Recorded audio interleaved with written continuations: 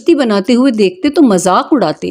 حضرت نوح علیہ السلام ان کے مذاق کے جواب میں کہتے کہ آج مذاق کر لو، کل جب تمہارے اوپر عذاب آئے گا تو اس وقت ہم تمہارا مذاق اڑائیں گے۔ آخر اللہ تعالیٰ کا عذاب اس کے وعدے کے مطابق آیا، زمین سے پانی نکلنا شروع ہوا اور آسمان سے بارش آنی شروع ہوئی۔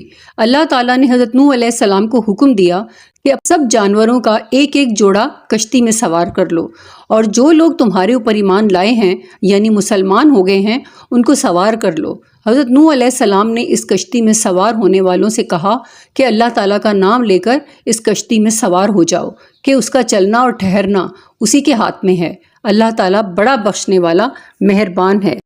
کشتی ان سب کو لے کر لہروں میں چلنے لگی تو اس وقت حضرت نوح علیہ السلام نے اپنے بیٹے سے کہا، اے بیٹا ہمارے ساتھ سوار ہو جاؤ اور کافروں کے ساتھ مت ہو۔